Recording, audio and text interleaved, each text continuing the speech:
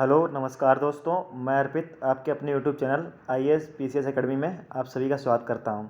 आज हम practice session करने वाले हैं जो कि हमारा पिछली ईयर आया था 31 दिसंबर को जो हुआ था उसका है। तो आइए आज देखते हैं पहली क्लास, मतलब प्रैक्टिस की पहली क्लास अभी के लिए। देखिए, विविध पृष्ठभूमियों के अधिगमकर्ताओं को संबोधित करने हेतु एक अध्यापक को, मतलब विभिन्न पृष्ठभूमियों के, मतलब क्लास में विभिन्न कई प्रकार के पृष्ठभूमि से बच्चे आते हैं। कुछ गरीब तबके से, कुछ अमीर, मतलब कह सकते हो किसी को अमीर गरीब तो नहीं कह सकते, लेकिन फिर भी कुछ निम्न स्तर से कुछ उच्च स्तर से आते हैं। तो उनके लिए हमें किस प्रकार के एक अध्यापक को अधिगमकर्ता के रूप में संबोधित करना है। सभी के लिए एक मानकीकृत आकलन का इस्तेमाल करना चाहिए, एक कथनों का इस्तेमाल करना चाहिए जो नकारात्मक रूढ़िबद्ध धाराओं को मजबूत करे, विविधता संबंधी मुद्दों पर बातचीत टालनी चाहिए या विविध विन्यासों के से उदाहरण लेने चाहिए। तो देखिए, विविध पृष्ठभूमि के हैं बच्चे हैं, तो हमको क्या करना है, तो विविध पृष्ठभूमि के विन्यासों को उदाहरण भी लेना चाहिए। तो हमारा ऑप्शन डी हो जाएगा। समस्या समाधान क्षमताओं को किस प्रकार सुसाध्य किया जा सकता है। समस्या समाधान समरूपों के इस्तेमाल को बढ़ावा देकर, विद्यार्थियों में डर की भावना पैदा कर, लगातार अभ्यास और कार्यान्वयन पर जोर देकर, समस्याओं के हल हेतु अटल प्रक्रिया का इस्तेमाल को बढ़ावा देकर। तो समस्या समाधान के लिए समरूपों के इस्तेमाल को बढ़ावा देकर, जैसे मान लीजिए कोई आकृति दी है बच्चों को, उससे प्रॉब्लम हो रही है उसे सॉल्व करने में, तो उससे संबंधित और भी हम लोग उसके समरूप आकृतियाँ दिखा सकते हैं, उसको खोल खोल खोल के, ठीक है ना। तो इस प्रकार ऑप्शन ए हो जाएगा, समरूपों के इस्तेमाल को बढ़ावा देकर। डर की भावना तो पैदा नहीं करनी है। लगातार अभ्यास, बच्चा ऊब भी जाए तब भी लगातार अभ्यास करते रहना, ये भी गलत है। समस्या को हल है तो अटल प्रक्रिया नहीं। अधिगम कठिनाइयों से जूझते हुए, मतलब जूझते छात्रों की ज़रूरतों को संबोधित करने के लिए एक अध्यापक को क्या नहीं करना चाहिए। देख, क्या नहीं करना चाहिए। व्यक्तिगत शैक्षिक योजना बनाना, बिल्कुल बनाना चाहिए, व्यक्ति के विशेष को ध्यान में रखकर। शिक्षा शास्त्र और आकलन की जटिल संरचनाओं का प्रयोग, फिलहाल तो हमारा जो आंसर है वो मिल चुका है। देखिए क्या कह रहा है, जटिल संरचनाओं। एक छोटा बच्चा है और उसके सामने आप जटिल संरचनाओं को प्रस्तुत करेंगे तो हमारा देखिए गलत हो गया, और जो गलत है वही हमारा आंसर है। बच्चों के सामने में सरल शिक्षा शास्त्र, मतलब अब जो भी मतलब सस्ती, अच्छी और सरल और सुलभ हो उसका प्रयोग करना है हमें, जटिल संरचनाओं का प्रयोग नहीं करना है। सृजनात्मकता की पहचान का प्रमुख लक्षण है। सृजनात्मकता की पहचान का प्रमुख लक्षण देखिए क्या है।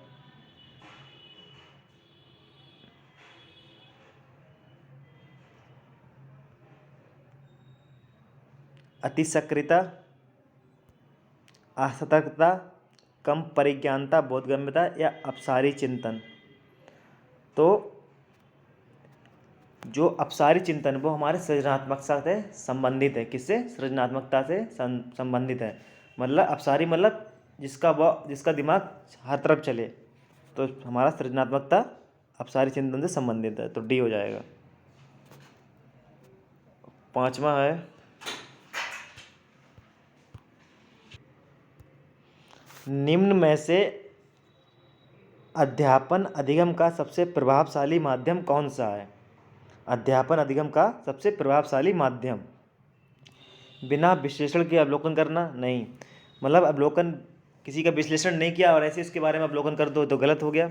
अनुकरण और नकल को दोहराना नहीं, विषय वस्तु को यंत्रवत याद करना है, ये भी नहीं। बच्चे को मतलब ड्रिल के माध्यम, मतलब ज़बरदस्ती घुसना, ये तो गलत हो गया। संकल्पनाओं के बीच संबंध खोजना, जो संकल्पनाएं हैं उनके बीच संबंध खोजना, कोरिलेट करना, मतलब तो ऑप्शन डी हो जाएगा। एक अध्यापिका को दिए गए किसी कार्यकलाप में छात्रों की विभिन्न त्रुटियों का विश्लेषण करना चाहिए, क्योंकि एक अध्यापिका को दिए गए किसी कार्यकलाप में छात्रों की विभिन्न त्रुटियों का विश्लेषण करना चाहिए, क्योंकि मतलब किस लिए। इसके आधार पर वह ज़्यादा त्रुटियां करने वाले छात्रों को दूसरे छात्रों से अलग कर सकती है और हमें छात्रों को अलग नहीं करना है, तो एक हमारा गलत हो गया। कि अधिगम केवल त्रुटियों के शोधन पर निर्भर है, इसके आधार पर वह दंड की मात्रा निर्धारित कर सकती है। दंड तो देना ही नहीं है, शिक्षिका कैसे दंड की मात्रा निर्धारित कर देगी इस बच्चे को इतना देना है। त्रुटियों की समझ अध्यापन अधिगम प्रक्रिया की अर्थपूर्ण है। जो त्रुटियों की समझ है ना बच्चों के लिए, वो अधिगम प्रक्रिया के लिए अर्थपूर्ण है। मतलब हम लोग कहते हैं ना बच्चे किस प्रकार सीखते हैं, तो उनकी त्रुटियां हैं इंगित करती हैं उन्होंने किस प्रकार सीखा है। अधिगम की अभिप्रेरणा को किस प्रकार कायम रखा जा सकता है। अधिगम की अभिप्रेरणा को किस प्रकार कायम रखा जा सकता है। बच्चों को बहुत आसान क्रियाकलाप देकर, यंत्रवत याद करने पर जोर देकर, बच्चे को दंड देकर, प्रवीणता अभिमुखी लक्ष्यों की ओर ध्यान देकर, बच्चों पर ध्यान देकर, ठीक है ना, तो ऑप्शन डी हो जाएगा। प्रवीणता अभिमुखी लक्ष्यों पर जोर देकर, बच्चों को प्रेरित करना, मतलब बच्चों को उनके लक्ष्य के लिए प्रेरित करना, इससे अधिगम प्रेरणा को मजबूत किया जा सकता है, तो ऑप्शन डी हो जाएगा। शर्मिंदगी बच्चों को अधिगम हेतु अभिप्रेरित करने के लिए बहुत प्रभावशाली है। बिल्कुल नहीं है, शर्मिंदगी तो बहुत कष्टप्रद है भाई बच्चों के लिए। बच्चा शर्मिंदगी करने लगेगा तो वो अपनी बातें कहने में असमर्थ हो जाएगा, वो कह नहीं पाएगा दूसरों के सामने। के भाव को अध्यापन अधिगम प्रक्रिया में बारंबार पैदा करना चाहिए। का संज्ञान से कोई संबंध नहीं है। का संज्ञान पर नकारात्मक प्रभाव पड़ सकता है। बिल्कुल, बच्चा कई बार अपनी बातें कहने में असमर्थ हो जाता है इस शर्मिंदगी की वजह से, और वो कह नहीं पाता, जिससे उसकी जो वो कहना चाह रहा है वो उसके विचार अंदर ही दब जाते हैं, तो इस प्रकार उसके नकारात्मक प्रभाव पड़ता है।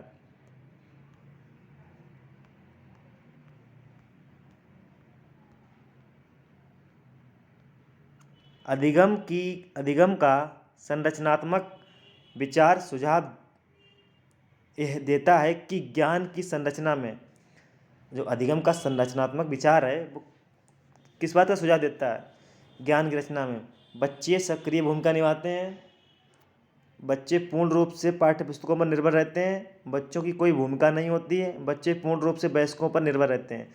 तो अधिगम की संरचना में देखिए बच्चे सक्रिय भूमिका निभाते हैं। किसकी सक्रिय भूमिका निभाते हैं? बच्चा खुद एक वैज्ञानिक है। अधिगम के लिए निम्न में से कौन सी अवधारणा उपयुक्त है? अधिगम के लिए निम्न में से कौन सी धारणा उपयुक्त है? प्रयासों से कोई फर्क नहीं पड़ता, असफलता अनियंत्रित है, योग्यता सुधार है, योग्यता अटल है। तो देखिए प्रयासों से कोई फर्क नहीं पड़ता। क्यों नहीं पड़ता भाई? प्रयासों से फर्क पड़ता है। असफलता अनियंत्रित है, ऐसा जरूरी नहीं है कि अनियंत्रित है, कि इसका कोई नियंत्रण ही नहीं है। योग्यता सुधार है, योग्यता हमारी सुधार है, हम उसमें और से और सुधार कर सकते हैं, तो ऑप्शन सी हो जाएगा। निम्न में से कौन सी परिपाटी विद्यार्थियों में संकलनात्मक समझ में बढ़ोतरी करने में सहायक है?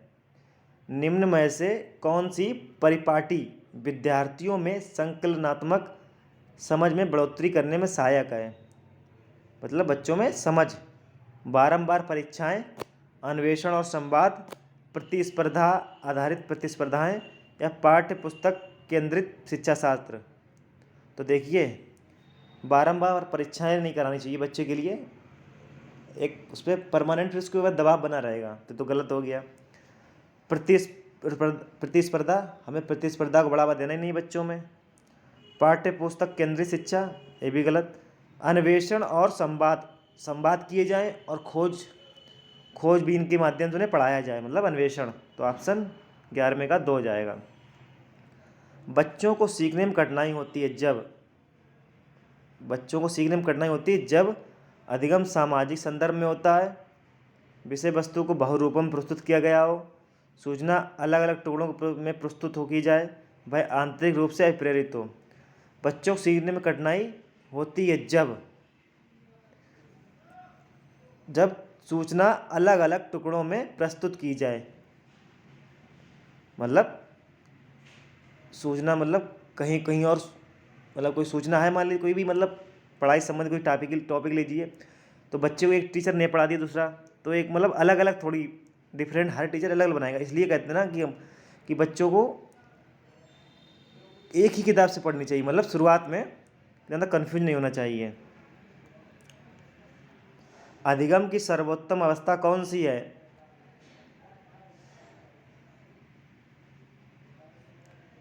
संतुलित उत्तेजना, कोई वह नहीं, कोई उत्तेजना नहीं, कोई वह नहीं, उच्च उत्तेजना, उच्च भय, निम्न उत्तेजना या उच्च भय। तो ना तो देखिए क्या कह रहा है, अधिगम की सर्वोत्तम अवस्था कौन सी है? संतुलित उत्तेजना, मतलब संतुलित मतलब जब जहाँ पर जो उत्तेजना हमें देनी है तो उस समय वही उत्तेजना आ रही है तो एक वो संतुलित उत्तेजना कहलाएगी। और कोई वह नहीं, तो ऑप्शन ए हो जाएगा।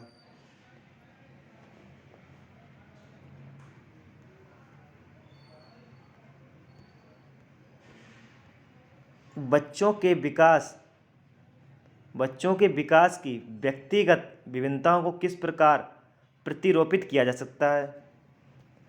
ना आनुवंशिकता पर, ना पर्यावरण पर। आनुवंशिकता एवं पर्यावरण की पारस्परिकता पर, केवल आनुवंशिकता पर, या केवल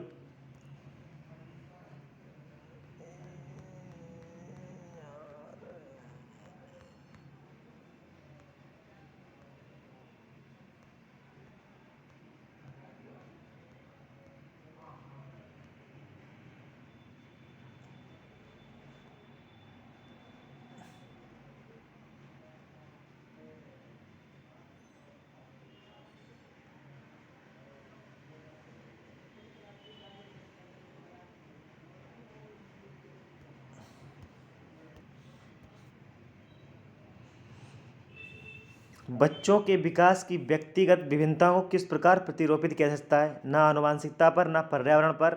आनुवंशिकता एवं पर्यावरण की पारस्परिकता पर, केवल आनुवंशिकता पर, या केवल पर्यावरण पर। तो क्या कह रहा है, बच्चों का विकास, तो बच्चों का विकास आनुवंशिकता एवं पर्यावरण की पारस्परिक क्रिया होती है। एक कार्य के दौरान साइना स्वयं से बात कर रही है कि वह कार्य किस प्रकार प्रगति से कर सकती है? लेव वाइगोस्की के भाषा, चिंतन और सोच के विचार में किए गए विचारों के अनुसार इस तरह का व्यक्तिगत भाग क्या दर्शाता है? तो आपने पढ़ा होगा लेव वाइगोस्की ने क्या कहा इसे, लेव वाइगोस्की ने क्या नाम दिया है?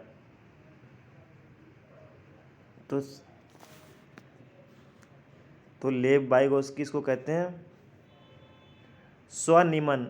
स्वनिमन क्या कहेंगे? स्वनिमन।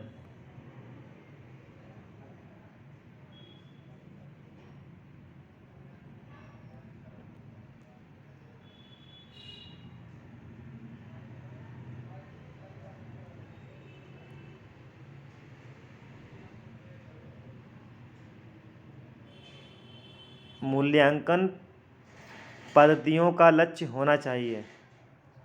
मूल्यांकन पद्धतियों का लक्ष्य होना चाहिए विद्यार्थियों की ज़रूरतों एवं आवश्यकताओं की पहचान करना। पुरस्कार वितरण हेतु उच्च अंक प्राप्त करने वाले विद्यार्थियों की पहचान करना। विद्यार्थियों को नामांकित करना। योग्यता आधारित समूह विद्यार्थियों को विभाजित करना। तो मूल्यांकन का मुख्य उद्देश्य क्या होना चाहिए? विद्यार्थियों की ज़रूरतों एवं आवश्यकताओं की पहचान करना। विद्यार्थियों की ज़रूरतों एवं आवश्यकताओं की पहचान करना। स्वयं से बात कर रही है, इसको देखिए एक बार। अहम केंद्रित मतलब आत्म केंद्रित होगा इसका।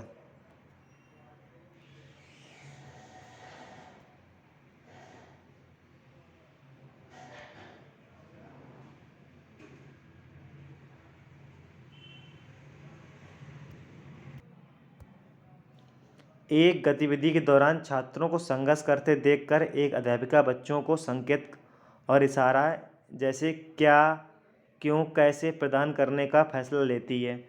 लेव वाइगोस्की सिद्धांत के अनुसार अध्यापिका की योजना है,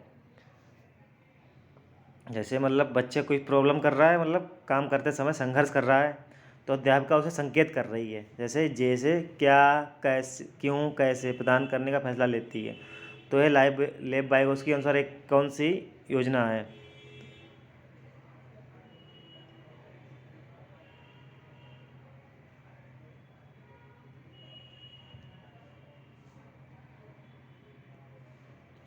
छात्रों में प्रत्याहार निकास प्रवृत्तियां पैदा करने,